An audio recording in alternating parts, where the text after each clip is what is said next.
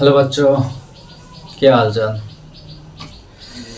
আজকে আমরা আলোচনা করব নদীর ক্ষয়কার্যের ফলে সৃষ্ট ভূমিরূপগুলি। এই কোশ্চেনটা তোমাদের 99.9% কমন 2024-25-এ যারা মাধ্যমিক দিবে এবার, এটা 99.9% কমন। কোশ্চেনটা কি যে নদীর ক্ষয়কার্যের ফলে সৃষ্ট ভূমিরূপগুলি আলোচনা করার চিত্রসহ, বা এরকম হতে পারে যে নদীর ক্ষয়কার্যের ফলে সৃষ্ট 3টি প্রধান ভূমিরূপ আলোচনা করো। যদি 3টি বলে প্রধান ভূমিরূপ আলোচনা করো তাহলে তোমরা অশ্বক্ষুরাকৃতি হ্রদ, ভিয়াকৃতির উপত্যকা, আয়াকৃতির উপত্যকা, নদীবাগ বা মেয়েন্ডার এবং জলপ্রপাত বা প্রপাতকূপ, এই কয়টা লিখবে। তাহলে নদীর ক্ষয়কার্যের ফলে সৃষ্ট ভূমিরূপগুলি কি কি? এক হচ্ছে ক্যানিয়ন বা আয়াকৃতির উপত্যকা, 2 হচ্ছে গিরিখাত বা ভিয়াকৃতি উপত্যকা, 3 নদীবাগ বা মেয়েন্ডার, 4 অশ্বক্ষুরাকৃতি হ্রদ বা অশ্বক্ষুরাকৃতি হ্রদ।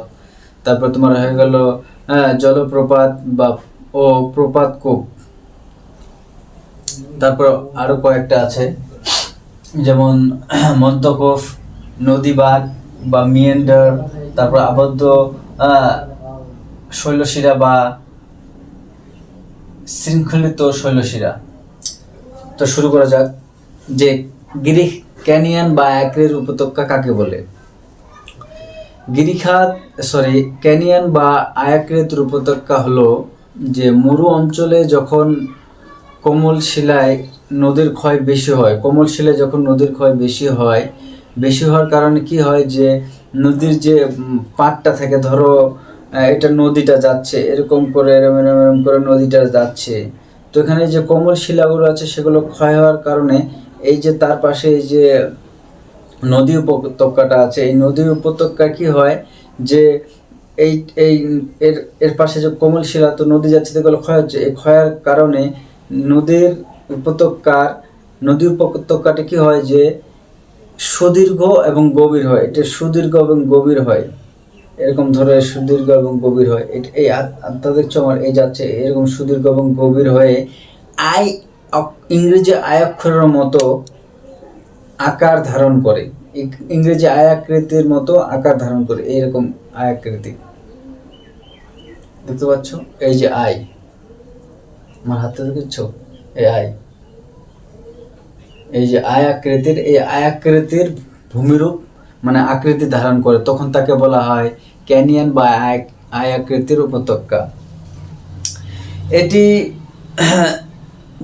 এটা একটা উদাহরণ মনে রাখবে যে আমেরিকা যুক্তরাষ্ট্রের কলোরাডো নদীর উপর অবস্থিত গ্র্যান্ড ক্যানিয়ন, এটা হচ্ছে পৃথিবীর বৃহত্তম ক্যানিয়ন বা গিরিখাত। তারপরে এখানে তুমি বুঝাই দিই তাহলে ভালোভাবে বুঝতে পারবে।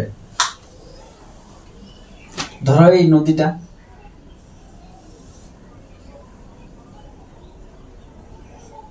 এই নদীটা যাচ্ছে, এই যে পাড়টা নদীর, এই যে মরু অঞ্চলে এই যে কোমল শিলাগুলো ক্ষয় হয়ে যাচ্ছে, তখন এই নদীর উপত্যকাটা কি হচ্ছে, এরকম লম্বা হয়ে যাচ্ছে, এরকম লম্বা, তখন এটা এরকম আয়াকৃতির মানে এরকম আয়াকৃতির উপত্যকা গঠন করেছে, কারণ এটা ক্ষয় হয়ে যাচ্ছে, ক্ষয়ের কারণে সুদীর্ঘ এবং গভীর হচ্ছে, এটাকে বলা হয়, এই যে সুদীর্ঘ এবং গভীর হচ্ছে, এটাকে বলা হয় আয়াকৃতি বা ক্যানিয়ন।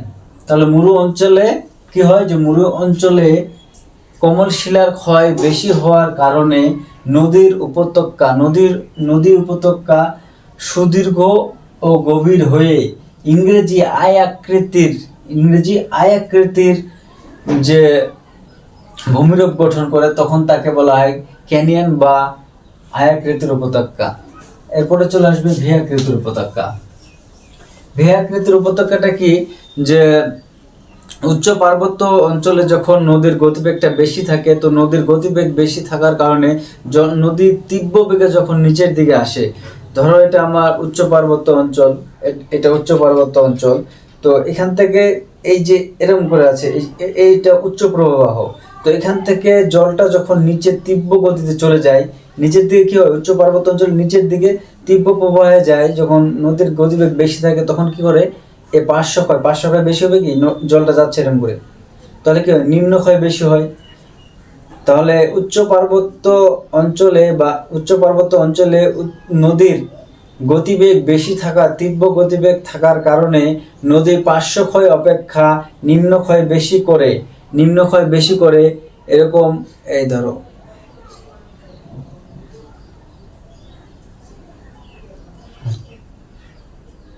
এই ভি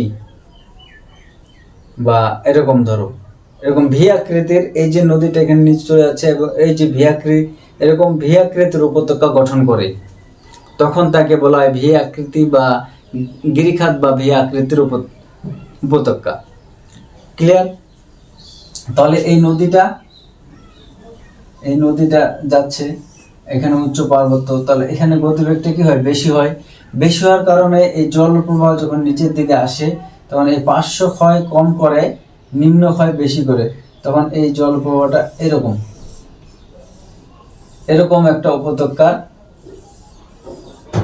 গঠন করে। এই যে দেখো, এরকম ভিয়াকৃতির উপত্যকা গঠন করে। নদীর জলটা পড়ছে, এটা পার্শ্বক্ষয় অপেক্ষা নিম্নক্ষয়টা বেশি করার কারণে এখানে যে ধরনের ভূমিরূপটা গঠিত হয় সেটা হচ্ছে ভিয়াকৃতির উপত্যকা বা গিরিখাত। এটাকে বলা হয় ভিয়াকৃতি উপত্যকা বা গিরিখাত। ক্লিয়ার? তারপরে তোমাদের চলে আসলো জলপ্রপাত বা প্রপাতকূপ।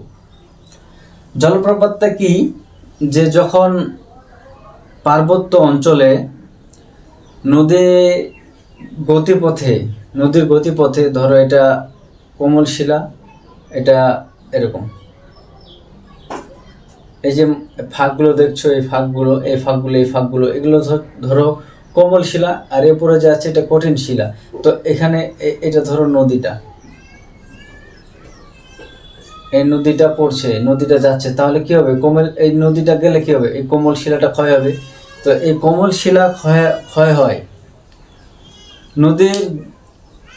নদী পার্বত্য অঞ্চলে নদীর গতিপথে কোমল শিলা ও কঠিন শিলা আড়াআড়ি ভাবে বা তির্যক ভাবে, মানে উপর নিচে বা তির্যক ভাবে, এভাবে হোক বা উপর নিচে, যেটা আমি দেখালাম যেরকম, এইভাবে অবস্থান করলে নদী কঠিন শিলা অপেক্ষা কোমল শিলাকে ক্ষয়প্রাপ্ত করে।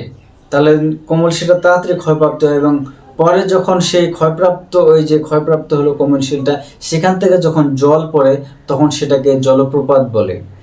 এই জলপ্রপাতে যেখানে জল এসে পড়ে সেখানে যে ছোট ছোট যে গোলাকার গর্তের সৃষ্টি করে, তখন তাকে প্রপাতকূপ বলে। তোমার দেখা দিচ্ছে, ধরো এই নদীটা এই পড়ছে, এই কঠিন শিলা, এই কোমল শিলাটা ক্ষয়প্রাপ্ত হয়ে যায়, এখান থেকে জল পড়ে, এই যে জলটা পড়ে এটাকে বলা হয় জলপ্রপাত। আর এখানে যে এই জলটা পড়ে যেখানে ছোট ছোট গর্তের সৃষ্টি করে, এই যে গর্তটা দেখতে পাচ্ছ, এই গর্তটাকে বলা হয় প্রপাতকূপ। ক্লিয়ার? তাহলে পার্বত্য অঞ্চলে নদীর গতিপথে কোমল শিলা ও কঠিন শিলা আড়াআড়ি ভাবে বা উপর নিচে অবস্থান করলে নদী কঠিন শিলা অপেক্ষা কোমল শিলাটা তাড়াতাড়ি ক্ষয় করে এই ক্ষয়প্রাপ্ত অংশ থেকে যখন জল পড়ে তখন তাকে বলা হয় জলপ্রপাত। আর যেখানে জলপ্রপাতে যেখানে জলটা পড়ে, এই ধরো এখানে জলটা পড়ছে, এখানে যে গর্তের মানে গোলাকার গর্তের সৃষ্টি হয় সেগুলোকে বলা হয় প্রপাতকূপ। ক্লিয়ার? এরপরে তোমাদের হচ্ছে মন্তকূপ বা পটহল।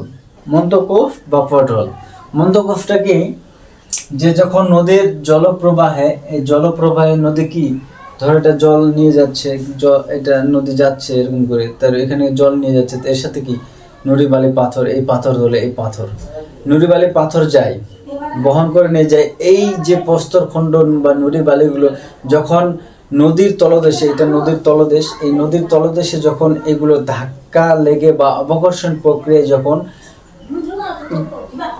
গর্তের সৃষ্টি করে, সেই গর্তগুলো কিরকম, এরকম হাড়ির মতো বা পাখির বাসার মতো, এরকম পাখির বাসার মতো বা হাড়ির মতো, এরকম হাড়ির মতো যে গর্তের সৃষ্টি করে তখন তাকে বলে মন্থক। এই ধরো এটা নদী, এটা জলপ্রবাহ যাচ্ছে, এটা নদী খাত। এখানে কি হয়, এই যে এই বালি বা প্রস্তরখণ্ডগুলো যখন অবঘর্ষণ প্রক্রিয়ায় এই নদী খাতে যখন এই গোলাকার হাড়ির মতো গর্তের সৃষ্টি করে, হাড়ি বা পাখির বাসার মতো যে গর্তের সৃষ্টি করে, সেগুলোকে বলা হয় মন্থক। ক্লিয়ার? তারপরে তোমাদের চলে আসলো আয় আকৃতি হয়ে গেল, ভি আকৃতি হয়ে গেল, জলপ্রপাত হয়ে গেল, মিয়েন্ডার হয়ে গেল। এবার তোমাদের চলে আসছে নদীবাগ বা মিয়েন্ডার। এই নদীবাগটা কি? নদীর গতিপথের যে আঁকাবাঁকা অংশগুলো থাকে বা আঁকাবাঁকা যে অংশগুলো, এই নদীর আঁকাবাঁকা যে অংশগুলো, সেগুলোকে বলা হয় নদীবাগ বা মিয়েন্ডার। কারণ কেন এরকম এই যে ভূমিরূপটা গঠনের কারণটা কি, যে এই ভূমিরূপটা নদীর মধ্যগতিতে, নদীবাগ ও মিয়েন্ডার এবং অশ্বক্ষেত্র এই দুটা হচ্ছে তোমার নদীর মধ্যগতিতে হয়। মধ্যগতিতে কি হয়, যে এই নদীবাগটার সৃষ্টি হওয়ার কারণ আছে। কারণটা কি, যে মধ্যগতিতে নদীর গতিবেগ একদমই থাকে না। যখন থাকে না, এই নদীটা যাচ্ছে, এর সামনে যখন কোনো উচ্চ ভূমি থাকে, এরকম ভূমি থাকে, তখন কি হয়, নদী বাধাপ্রাপ্ত হয়ে এই সহজে তার গতিবেগ পরিবর্তন করে নেয়, আবার চলতে থাকে। এখানে আছে তো এখান থেকে আবার এদিকে চলে আসলো, এখানে আছে তো এখান থেকে আবার এদিকে চলে গেল, এখানে আছে তখন এদিকে চলে গেল। তো কি হয়, যে নদীটা মানে সেই মধ্যগতিতে বিভিন্ন বাধার সম্মুখীন হলে সে তার গতিপথকে সহজে পরিবর্তন করে, তখন তাকে বলা হয় নদীবাগ বা মিয়েন্ডার। ক্লিয়ার? তাহলে এটা হচ্ছে নদীর মধ্যগতিতে। অশ্বক্ষেত্র হ্রদ কি, এই যে নদীবাগগুলো আছে, যখন এই নদীবাগগুলো এই যে নদীবাগ, এই বাধাগুলো, এগুলো যখন বেড়ে যাওয়ার কারণে, যখন এই দুইটা ধরো এই নদীবাগটা নদীর মধ্যগতিতে এই নদীবাগ বেড়ে গেলে কি হয়, দুইটা বাঁকের মধ্যে কি হয়, যে মাঝখানের অংশটা ক্ষয়প্রাপ্ত হয়। এই ধরো একটা বাঁক, এরকম আর একটা বাঁক, এরকম। তো এই যে দুইটা বাঁক আছে, এই দুইটা বাঁকের মধ্যে এই মধ্যবর্তী অংশগুলো কি হয়, ক্ষয়প্রাপ্ত হয়ে এই নদী এরকম করে সোজা চলে যায়। এই দুইটা বাঁকের মধ্যে এরকম দুইটা বাঁক, তো নদী এরকম করে সোজা চলে যাওয়ার ফলে কি হয়, যে নদী বাঁকটা থাকে না, এই যে বাঁকটা, এটা পরিত্যক্ত হওয়ার কারণে এই যে সে একটা আকৃতির, সে আকৃতিটা হচ্ছে ঘোড়ার খুরের মতো।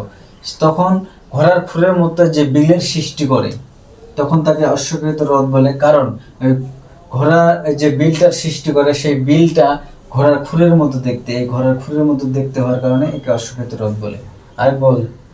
আরেকবার বলছি কি, যে ধরো যখন নদীর মধ্যগতিতে এই নদীবাগগুলো এগুলোকে একটা বাঁক, এই নদীবাগগুলো যখন বেড়ে যায়, মানে অসংখ্য বেড়ে যায়, অত্যাধিক বেড়ে যায়, তখন এই দুইটা ধরো বাঁক, এই দুইটা বাঁকের মধ্যে এই যে মধ্যবর্তী, আমার হাতের মাঝখানে এই মধ্যবর্তী অংশটা কি হয়ে যায়, ক্ষয় হয়ে যায়। ক্ষয়তার কারণে এই নদীবাগ দুইটি কি হয়, পরিত্যক্ত হয়। মানে এরকম ক্ষয় হলো, পরিত্যক্ত হয়ে মাঝখান দিয়ে নদী চলে গেল। এই পরিত্যক্ত হয়ে সেটা কি করে, এই তোমার বাঘ দুইটা পরিত্যক্ত হওয়ার কারণে ক্ষয় হলো, পরিত্যক্ত হলো, আর নদীটা মাঝখান দিয়ে চলে গেল। তখন এই বাঘ দুইটি পরিত্যক্ত হওয়ায় ঘোড়ার খুরের মতো এই বাঘ দুইটা কি হলো, এরকম হয়ে গেল তখন সে বাঘ দুটি কি হলো, বাঘ দুটি এই ঘোড়ার খুরের মতো এক একটা বাঘ ঘোড়ার খুরের মতো বিলের সৃষ্টি করে, এরকম গর্তের সৃষ্টি করে। এই জিনিসটাই এর পাশে দিলাম। এই যে মাঝখানে যে ঘোড়ার খুরের মতো গর্ত বিলের সৃষ্টি করে, মানে হ্রদের সৃষ্টি করে, এই বিলটা বা এই হ্রদটা দেখতে ঘোড়ার খুরের মতো হওয়ার কারণে একেই অশ্বক্ষুরাকৃতি হ্রদ বলে। ক্লিয়ার? তাহলে তোমাদের যদি বলে যে নদীর ক্ষয়কার্যের ফলে সৃষ্ট কয়েকটি ভূমিরূপের চিত্রসহ বর্ণনা দাও, তাহলে তোমরা 3-4টা দিয়ে দেবে। যদি বলে 3টা, তাহলে তোমরা 4টা দিয়ে দিবে। কি কি মেইনলি, যে এখানে যে মেইনলি তোমার ভূমিরূপ বলে, সেটা হচ্ছে এই আয় আকৃতি, ভি আকৃতি, জলপ্রপাত, এই জলপ্রপাত, তোমার অশ্বক্ষুরাকৃতি হ্রদ এবং নদীভাগ বা মিয়ান্ডার। এই 5টা বা 4টা, এই 4টা বা 5টা লিখে তোমরা ছবিগুলো দিয়ে দেবে, তোমাকে 5-এ 5 দিবে। আর এটা খুবই একটা ইম্পর্টেন্ট কোশ্চিন তোমাদের যারা 25-এ মাধ্যমিক দিচ্ছ। তো আজকে এখান থেকে ছোট পাট করে তোমাদের বুঝিয়ে দিচ্ছি, যাতে তোমাদের অসুবিধা না হয়। এরপরের দিন আমরা জানবো যে নদীর সঞ্চয় কার্যের ফলে গঠিত ভূমিরূপ।